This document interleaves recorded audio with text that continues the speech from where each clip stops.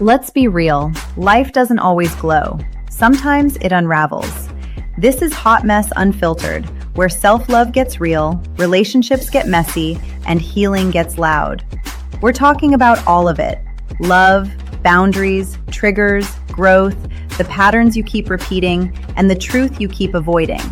Whether you're a man, woman, lover, fighter, overthinker, or "I'm done, but let me check my phone one more time," this is for you. Expect laughs, clarity, hard truths, and real healing.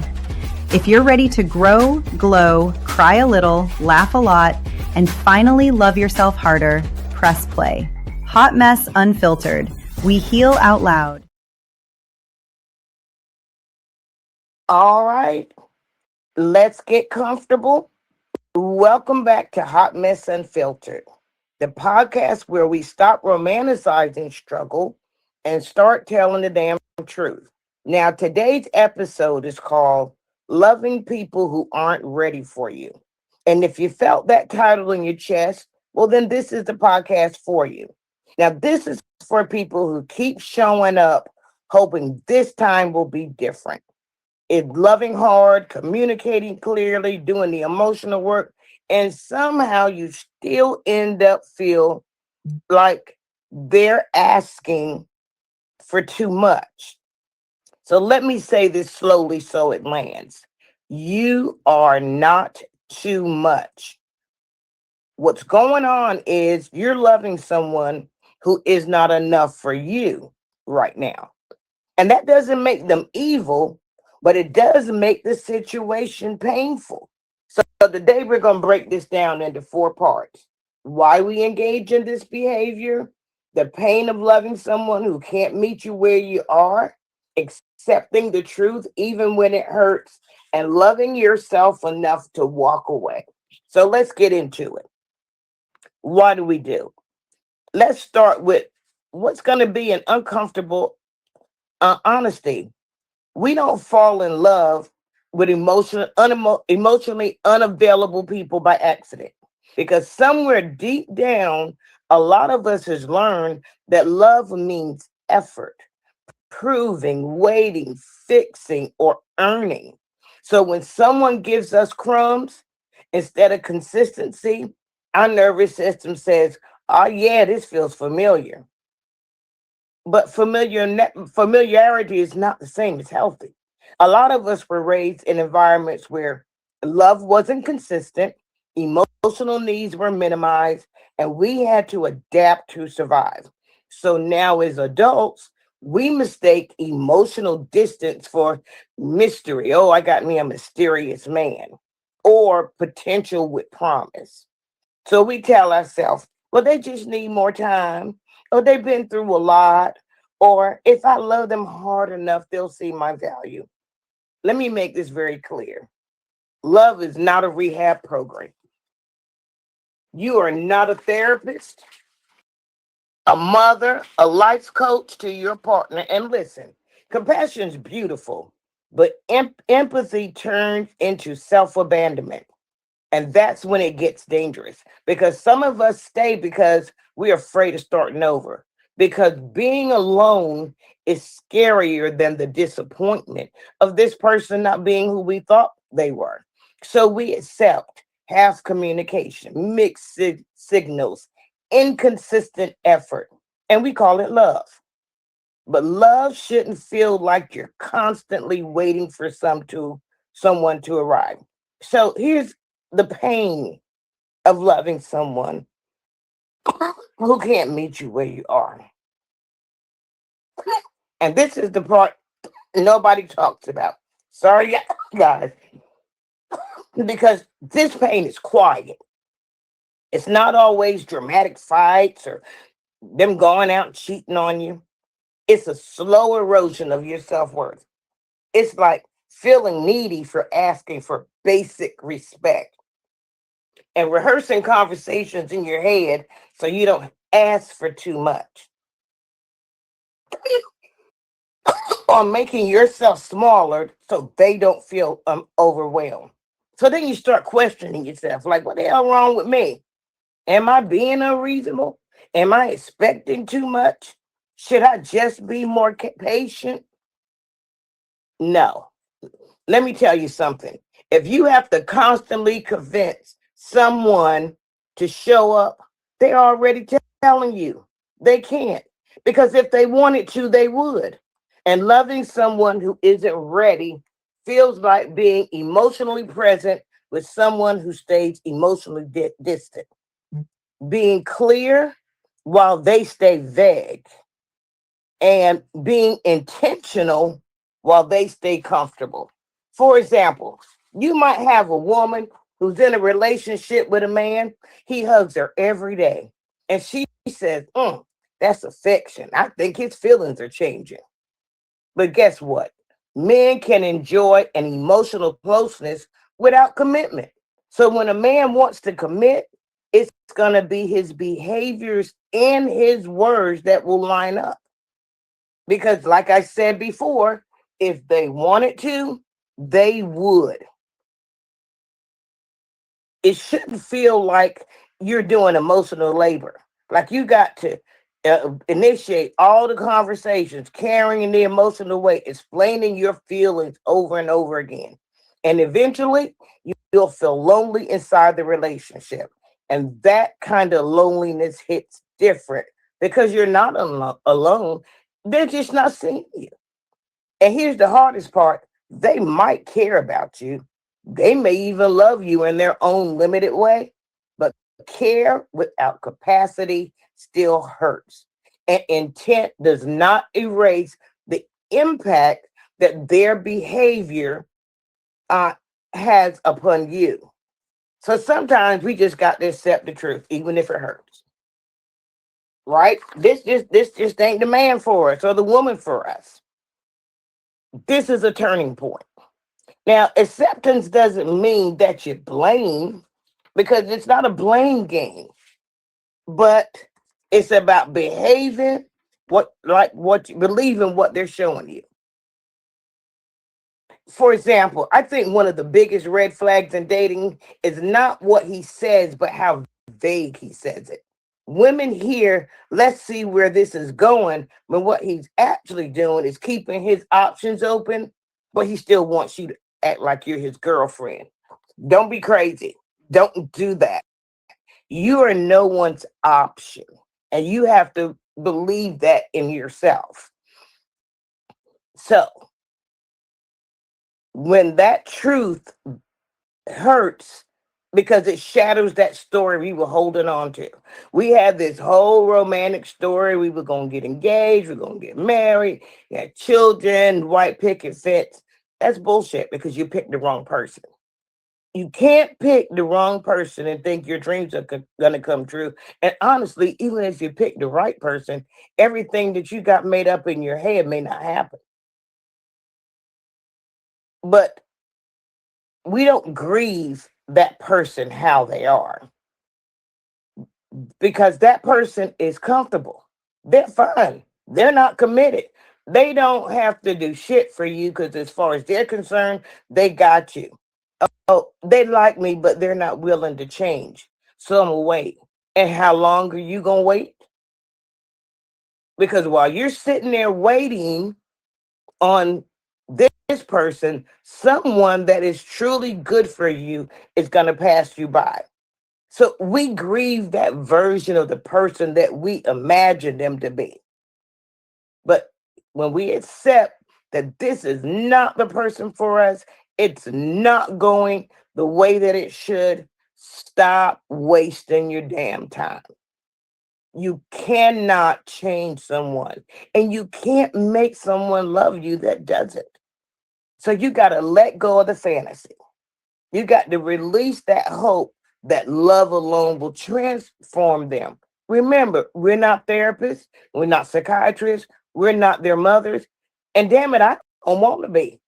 You need to come to the relationship correct. You got to choose reality over illusion. And here's something else I need you to know. Someone not being ready for you doesn't mean that you're not unlovable.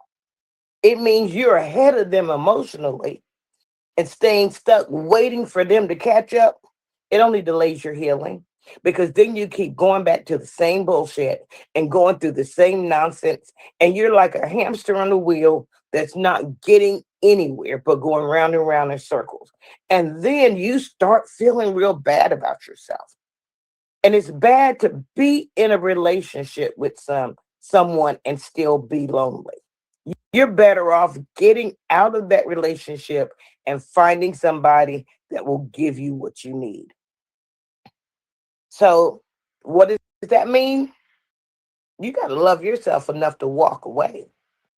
And walking away doesn't mean that you didn't love them deeply enough, because it has nothing to do with you except for you saving yourself. It means you finally loved yourself more. It means you chose peace over potential, clarity over chaos. If someone never really says they love you, but says, well, I love this about you, honey, they're not on the same page as you. You got to listen to the word gymnastics, because that's all it is. It's a bunch of word gymnastics, and understand they're getting something out of being with you. For some, it's a place to stay, it's a place to live, it's a bed partner, but then they move on. So you have to get clarity over that chaos. You have to get self-respect over that struggle. And then what does walking away looks like? Well, it means honoring your boundaries even when it hurts, and resisting the urge to overexplain.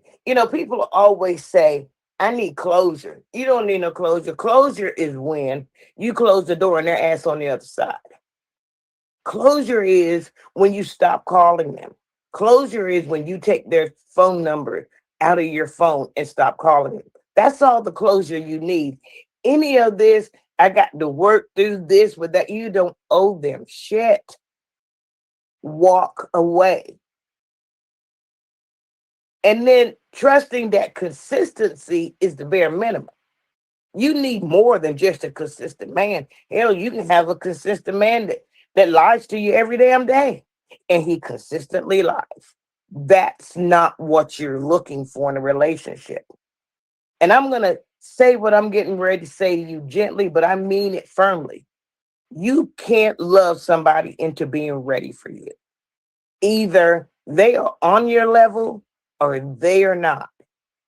You can't keep dealing with someone that more than likely will never get there, because they're not wired that way.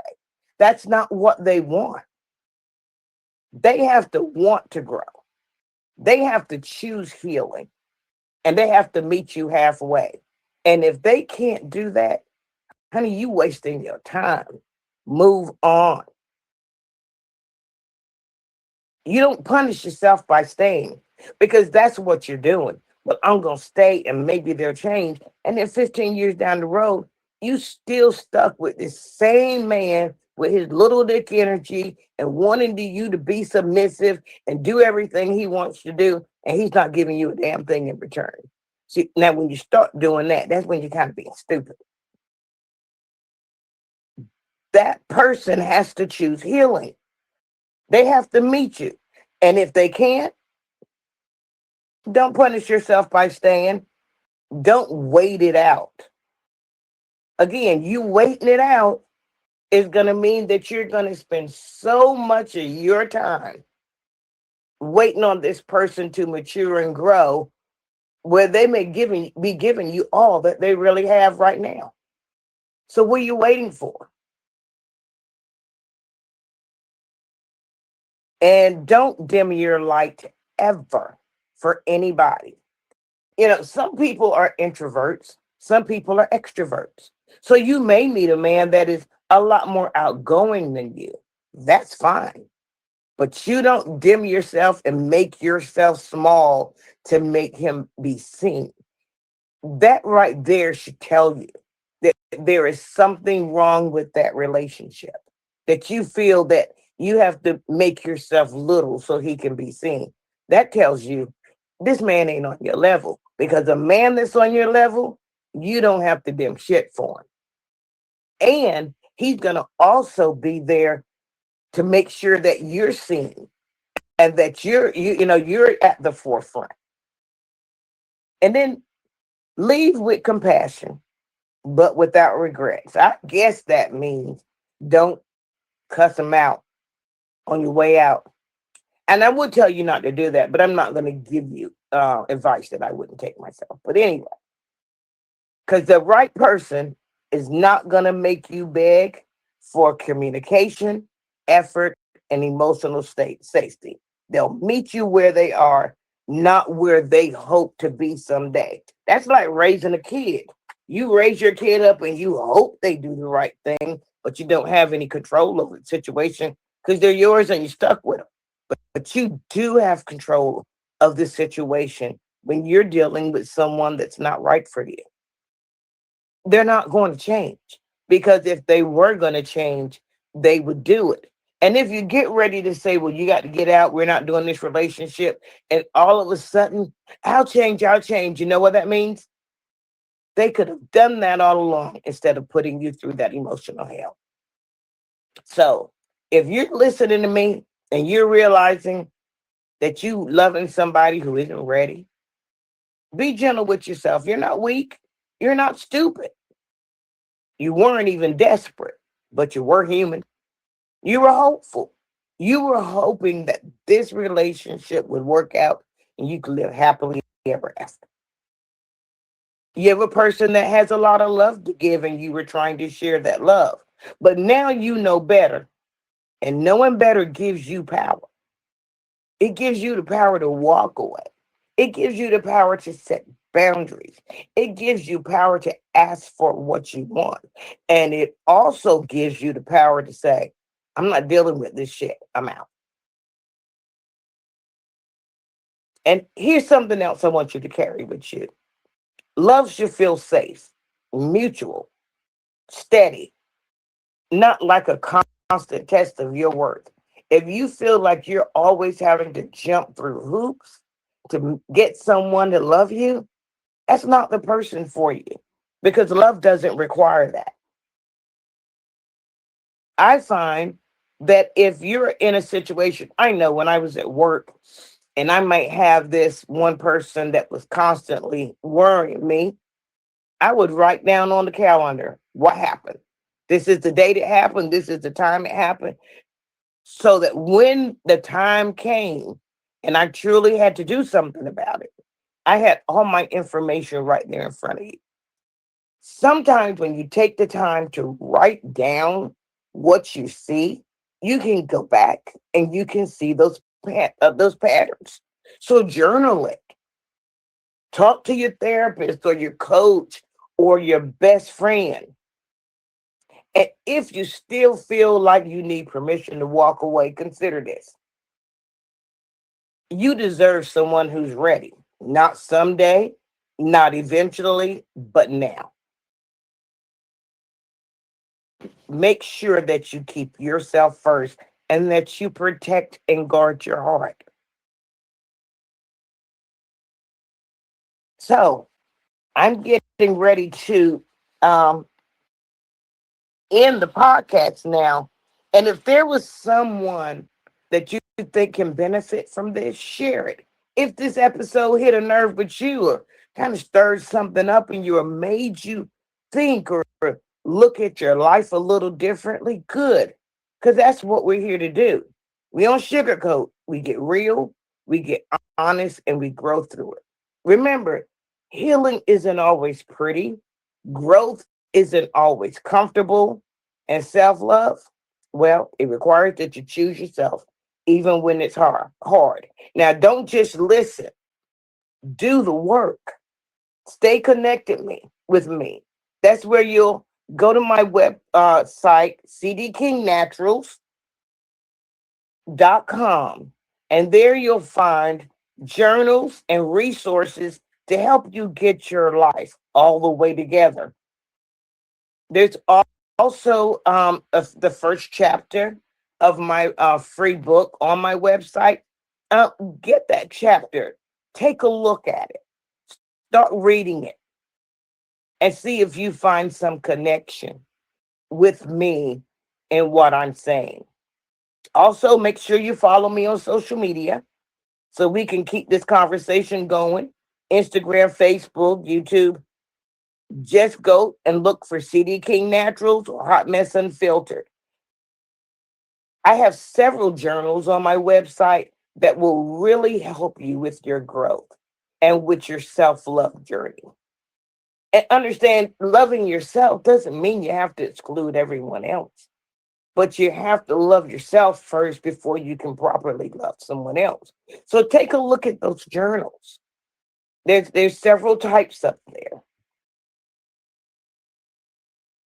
Also, slide in the comments. Let me know what you're thinking. Share the episode and tag someone who needs a wake-up call. Because let's be clear, over here at the Hot Mess Nation, we're done settling, we're done shrinking, and definitely we're done ignoring red flags. So until next time, stay bold, stay honest, and keep loving yourself unfiltered. Bye-bye. Hi there. I'm Denise King, the heart behind CD King Naturals, where self-love meets natural wellness. With over 29 years as a compassionate nurse and a passion for empowering you, I've created a space to help you embrace bliss, balance, and confidence.